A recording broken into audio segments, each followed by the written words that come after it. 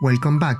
If you are new to the channel, I make games, and you can download many of my games from the link in the description below. This video is part of a game development pattern series. Last week I talked about 5 game design patterns you need to know. If you missed that, you can click on the link in the description here. Today I'm going to talk about a different game programming pattern, decoupling patterns. What is a decoupling pattern and why do you need it? Let's look at it with an example. You started a new game or making a game. The most common pattern you will follow will be to put everything together in some classes. For example, in the character class, the most typical way is to put AI, physics, upgrades, rendering, sound and much more into the character class, right?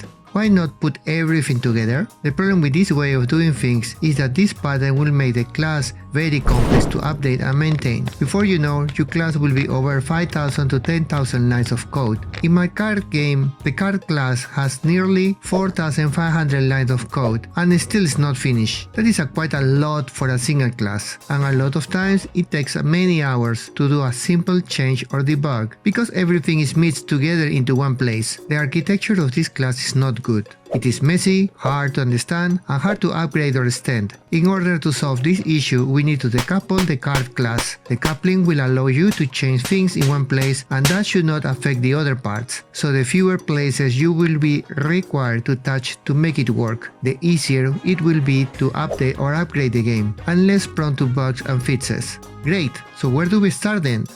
The first pattern today is component. We need to decompose our classes into components. Each component will be single entity isolated. The code can be reused by other classes, but this will add some additional complexity compared to add the code into the main class. For example, in my card class, too many things are put together, so I need to break up this class into smaller components. Now the questions are, how do we decide the components? And how do we communicate within components? Let's answer the first question. It depends on the game complexity. One way to do it is to split it by looking at the domain of each one. Physics, input, sound, render, animation and others. Each one can be a component by itself, and that alone will reduce the amount of code from a single monolithic class. This is one of the easiest ways to do it. So the main class will put all those components together, like in my card class. I can break up all those elements into separate components to make it more readable and easy to update. Also reduce the number of non-shared variables between different cards. Now, how do we communicate between different components? One way is to push the information back to the main class, and each component can get it from the parent class. Another way is to refer to each other with direct references, so any change in the component will also reflect into the main class. Another way is to send messages, but this one is quite complex, since you will need a way to process messages sent by different sources and add more complexity. At the end, all depends on the kind of game you are making. You can use any of them. In my case, I usually use the first one,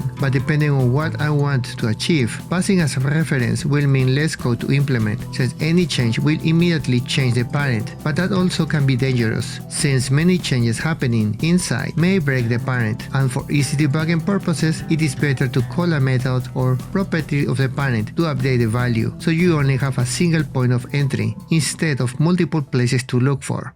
The next decoupling pattern I will share today is event queue or message queue. This is one of those patterns that you didn't know about until very late in your game development, and if you miss it from the beginning, you will need to change your whole game. Today we have multiple core machines, so it is easier to delegate tasks to other threads and cores, and this is one of those patterns that will allow you to make your game more responsive and fluid, and much simpler to make. Let me put an example. Before I started making many games per year, I didn't mind much about sound management. I just used to play any sound when I needed to play it. But then, when killing multiple enemies at the same time, sound made my game stutter. My audio card output was noise and breakup, and that was because I played the same sound at the same time multiple times. It sounds trivial to fix, since you can put flags here and there to prevent the same sound to play at the same time, but the easiest way to solve this is by using a message queue for the audio manager. The same can apply for achievements, graphical user interface events, tutorials, and game events. So in this example, I count a sound to be played by queuing it into the sound manager. The sound manager will then decide what sound file to play later once all the requests have been made into the queue, so duplicate sounds will be removed. Also, I can add a blockout percentage between same sounds, so the same sound will not play until some percentage of the previous sound is finished. If you are making a bullet hell game, for example, you will not miss if a shot sound is not played, since there will be many others playing at the same time, but having all those sounds playing on top of each other will affect your game performance. So the idea of this pattern is to decouple the action of the event from the call and the processing event, so the announcing of the event can be in the same thread and the processing of the event can be in another, or in the same if you want, but the queue will help you decide what to do with all those requests. A similar approach applies to achievements.